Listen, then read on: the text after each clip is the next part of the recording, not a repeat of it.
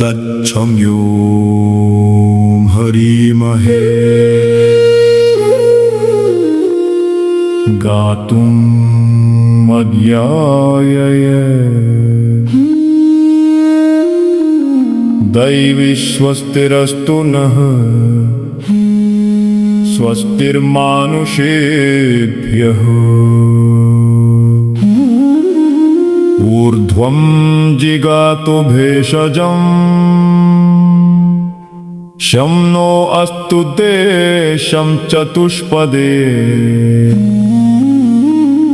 ॐ शान्तिः शान्तिः शान्तिः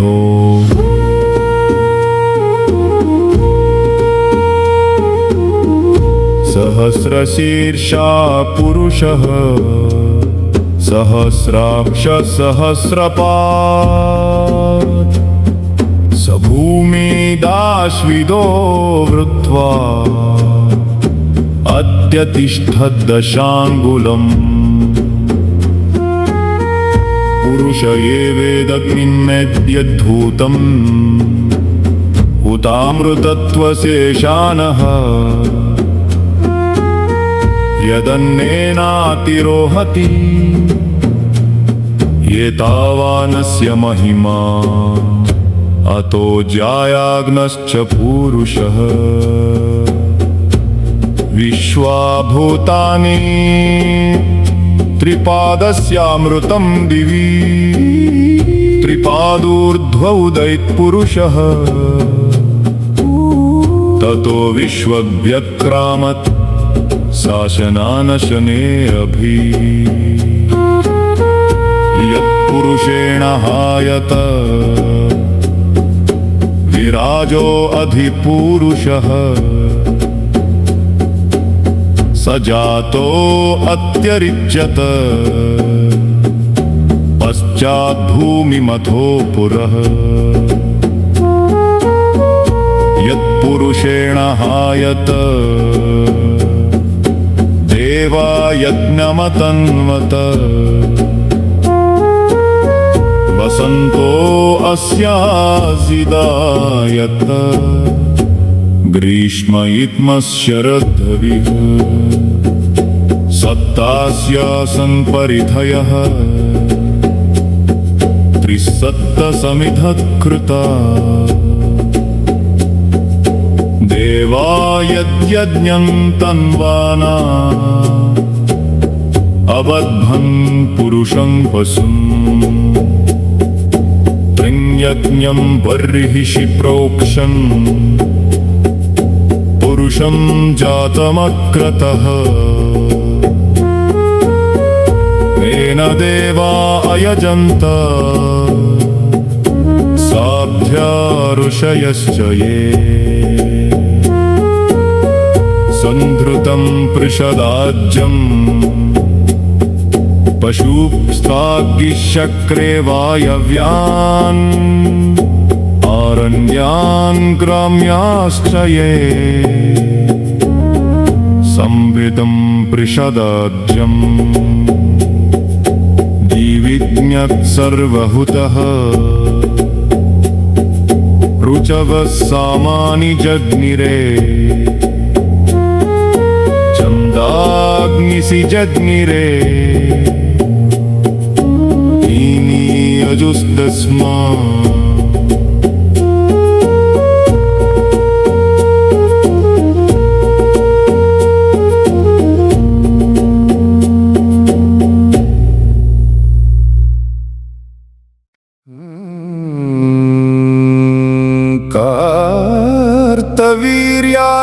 कार्तवीर्यार्जुनस्तोत्रम् स्मरण अर्जुन कृतवीर्यस्य सप्तद्वीपेश्वरो भवत् दत्तात्रेयाद्धरेरंशात् प्राप्तयोगमहागुणः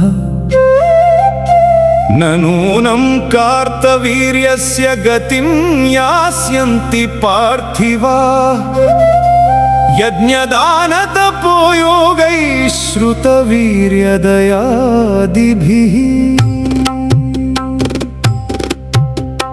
पञ्चाशीतिसहस्राणि ह्यव्याहतबलसमाः अनष्टवित्तस्मरणो बुभुजे क्षय्य षड्वसु ध्यानं सहस्रबाहुं महितं सशरं सचापं रक्ताम्बरं विविधरक्तकिरीटभूषम् चोरादिदुष्टभयनाशनमिष्टदं तं ध्यायेन्महाबलविजृम्भितकार्तवीर्यम्।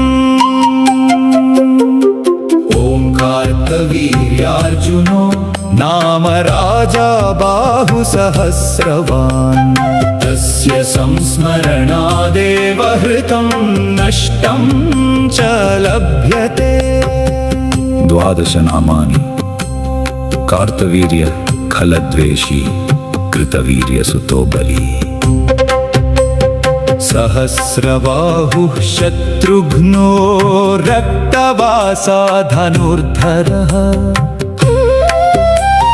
रक्तगन्धो रक्तमाल्यो राजा स्मर्तुरभीष्टदः। 12 नामानि कार्तवीर्यस्य यः पठेत् अनष्टद्रव्यता तस्य नष्टस्य पुनरागमः सम्पदस्तस्य जायन्ते जनास्तस्य वशं गतः आनयत्याशु दूरस्थं क्षेमलाभयुतं प्रियम्। यस्य स्मरणमात्रेण सर्वदुःखक्षयो भवेत् यन्नामानि महावीर्यश्चार्जुन कृतवीर्यवान्।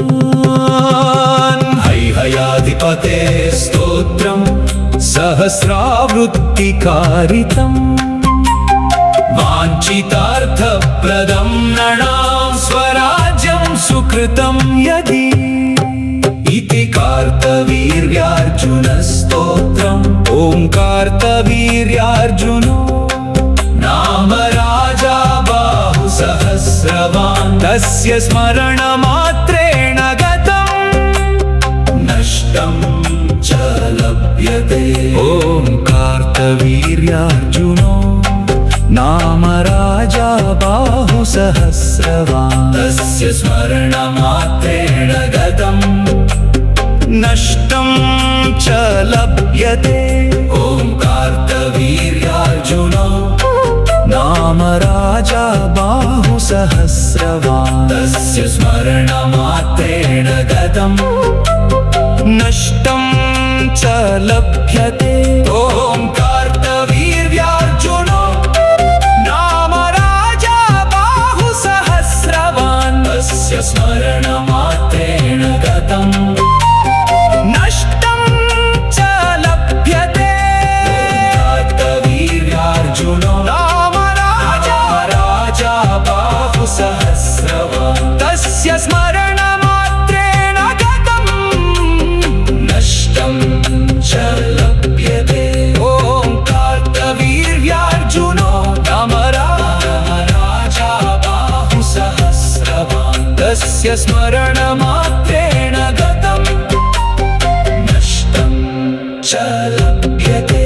ॐ कार्तवीर्यार्जुनो नाम राजा बाहुसहस्रवान् तस्य स्मरणमात्रेण गतं नष्टं च लभ्यते। ॐ कार्तवीर्यार्जुनो नाम राजा बाहुसहस्रवान् तस्य स्मरणमात्रेण गतं नष्टं च लभ्यते। ॐ कार्तवीर्यार्जुनो नाम राजा बाहुसहस्रवान् तस्य स्मरणमात्रेण गतं नष्टं च लभ्यते। ॐ कार्तवीर्यार्जुनो नाम राजा बाहुसहस्रवान् तस्य स्मरणमात्रेण गतं नष्टं च लभ्यते। ॐ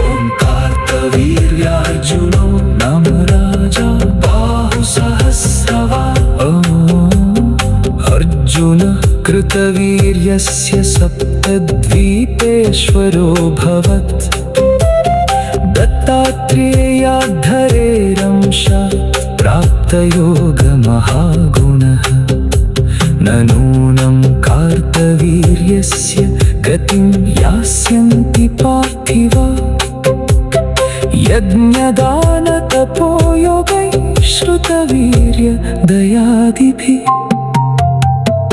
85,000 ह्यव्याहतबलसमा अनष्टवित्तस्मरणो बुभुजे क्षय्यषड्वसु ध्यानं सहस्रबाहुं महितं सशरं सचापं रक्ताम्बरं विविध रक्तकिरीटभूषम् चोरादिदुष्टभयनाशनमिष्टदं तं ध्यायेन्महाबलविज्रं भितकार्तवीर्यम् ॐ कार्तवीर्यार्जुनो नाम राजा बाहुसहस्रवान् तस्य संस्मरणादेव हृतं नष्टं च लभ्यते 12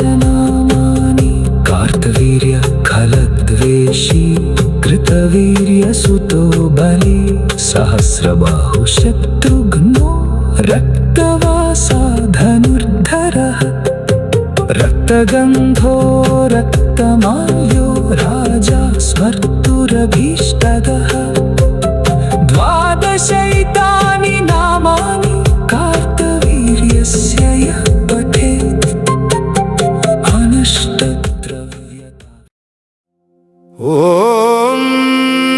नमो नारायणाय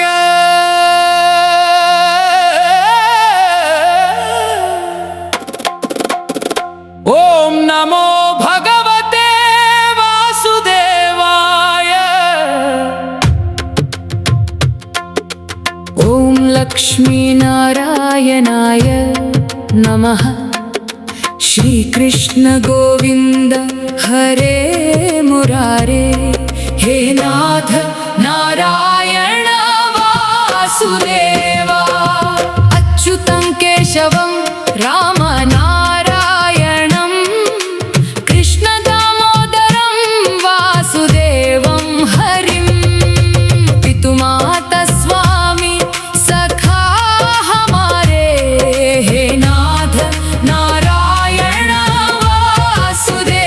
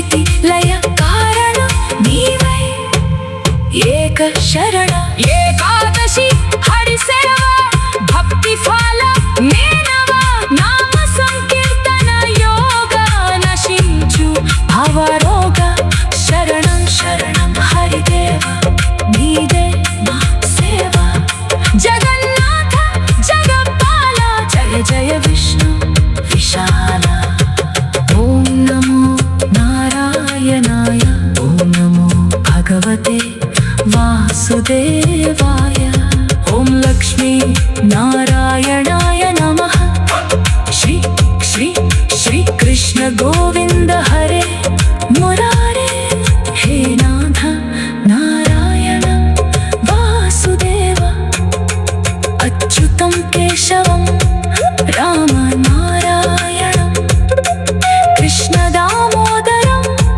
वासुदेवं हरिं पितुमाता स्वामी सखा हमारे हे नाथ नारायण वासुदेव कोई कहे घनश्याम कोई कहे राम जी सीता वर राधे श्याम हे नाथ नारायण वासुदेव ओम श्रीं ह्रीं क्लीं श्रीं सिद्धलक्ष्मायै नमः नारायण नारायण जय सर्वव्यापी प्रभु जय नारायण नारायण नाम तारक परम धाम सहस्रनाम स्तुति सार नारायण गुण अपार सृष्टि स्थिति लय कारण तुम ही एक शरण एकादशी हरि सेवा मिले भक्ति का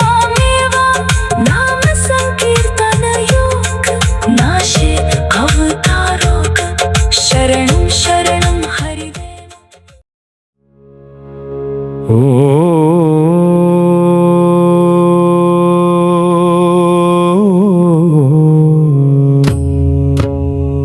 ॐ नमो नारायणाय गानं नारायण हरिनारायण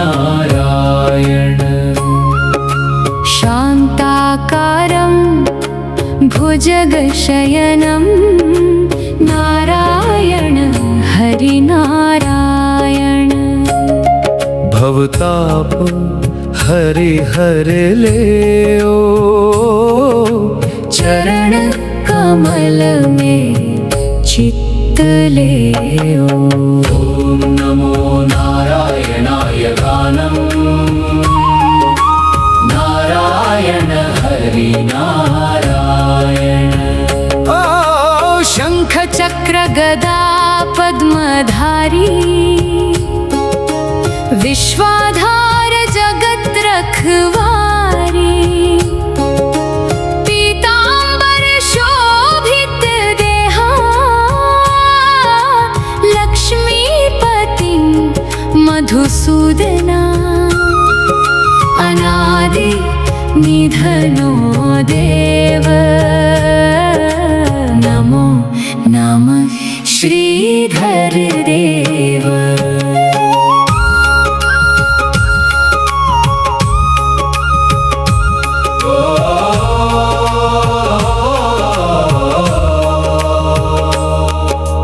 प्रातस्मरणं ये कुर्वन्ति ते निर्दुःखं न लभन्ति एकादशी व्रत महिमा पावन करे तनु महिमा नारायण नारायण नाम तारक भव सागर धाम धर्म रक्षति रक्षितः हरि कृपा से जीव जितः दीनबन्धु दया सिन्धु जय जय जगन्नाथ गोविन्दु ॐ नमो नारायणाय गानं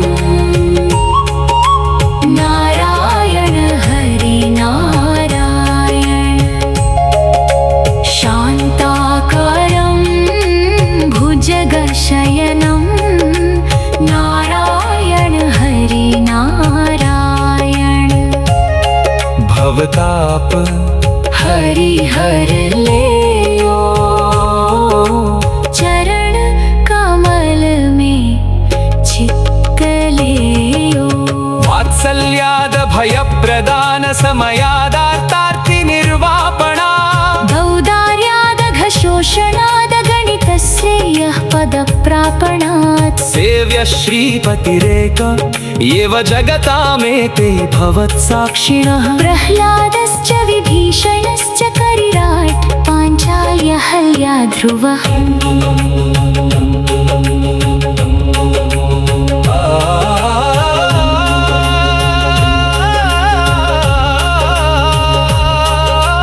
प्रह्लादास्ते यदीश्वरो वद हरिः सर्वत्र मे दर्शय स्तम्भे चैवमिति ब्रुवन्तमसुरं तत्राविरासीद्धरि वक्षस्तस्य विदारयन् निजनखैर्वात्सल्यमापादय नार्तत्राणपरायण स भगवान् नारायणो मे गतिः श्रीरामोऽत्र विभीषणो हयमनघो रक्षो भयादागतः सुग्रीवानय पालयेन मधुना पौलस्त्यमेवागतम् इत्युक्त्वा भयमस्य सर्वविदितं यो राघवो दत्तवान् आर्तत्राणपरायण स भगवान् नारायणो मे गतिः नक्रग्रस्तपदं समुद्धृतकरं ब्रह्मादयो भोऽसुरा रक्षन्तामिति दीनवाक्यकरिणं देवेष्वशक्तेषु यः मा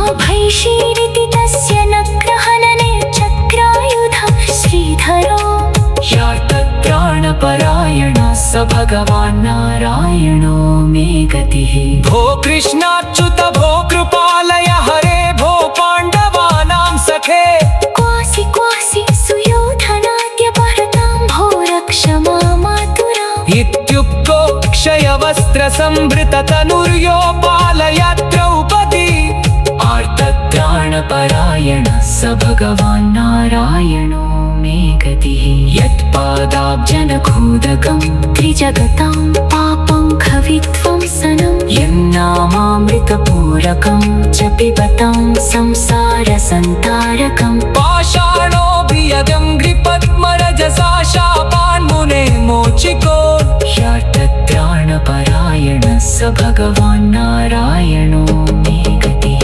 विक्राभ्रातरमुत्तमासनगतम् श्रुतानपादिर्ध्रुवो दृष्ट्वा तत्सममारुरुक्षुरधिकम्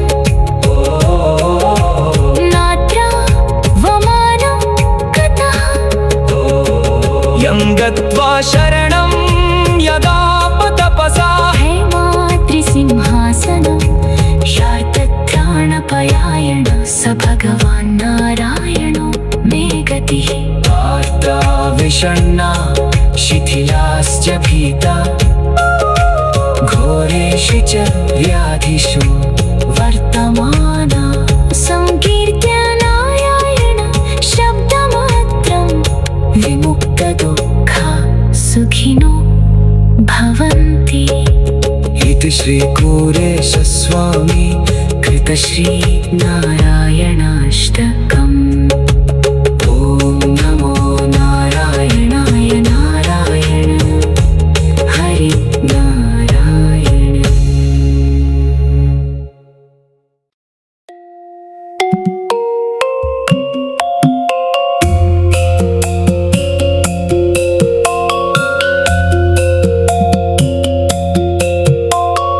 केशव केशव करुणानिधे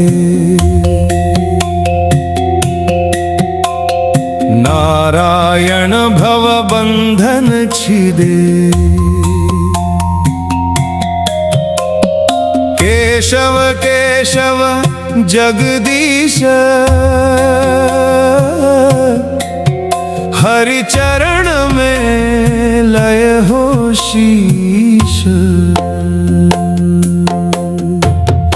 अच्युतं केशवं नित्यं नमो नमो हरि सत्यं ऋषिकेशं वासुदेवं भक्तवत्सल माधवम्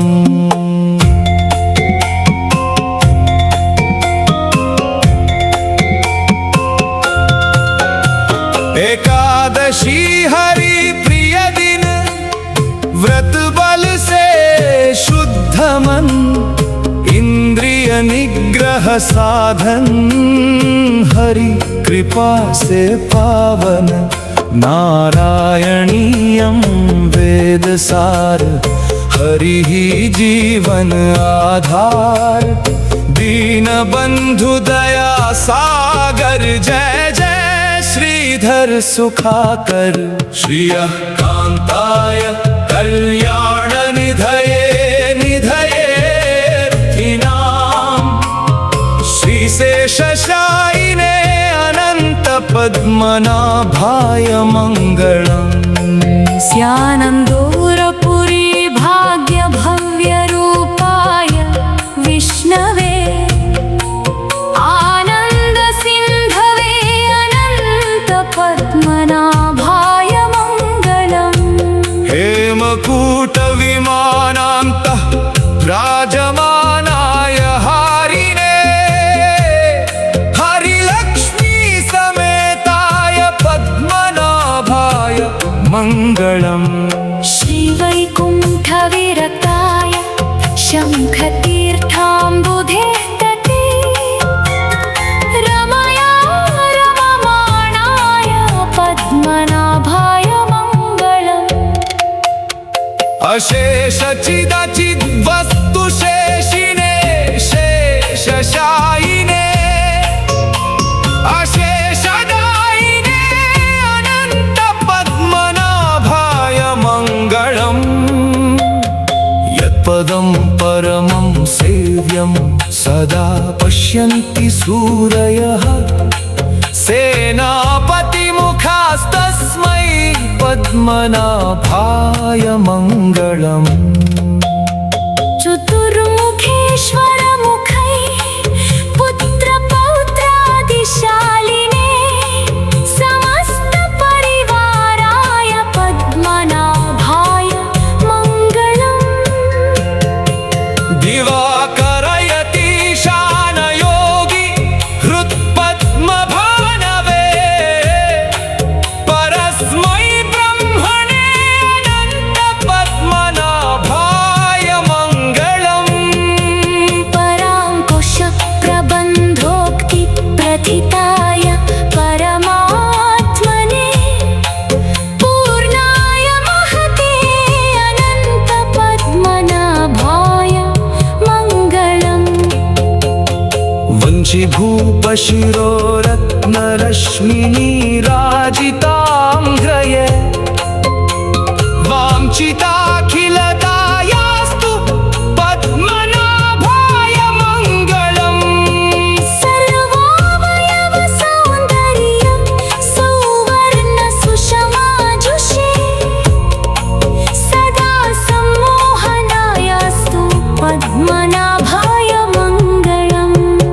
योगेश्वराय कृष्णाय नरसिंहाय योगिने, योगमुद्राभिरामाय पद्मनाभाय मंगलम्। अनन्तपुरनाथाय निरन्तरदयामुचे, अनंत पद्मनाभाय नित्यश्री नित्यमङ्गलम्। इति श्री अनंत पद्मनाभ मंगलस्तोत्रम्। केशव केशव करुणानिधे, नारायण भवबन्धनच्छिदे, केशव केशव जगदीश, हरिचरणमुलन्दु शरणीश।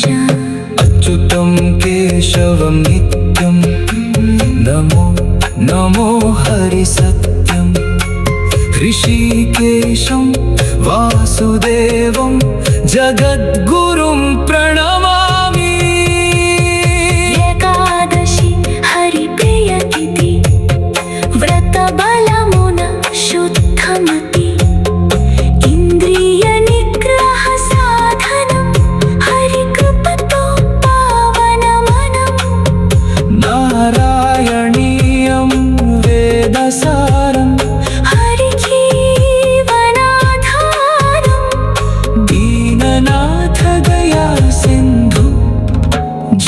जय श्रीधर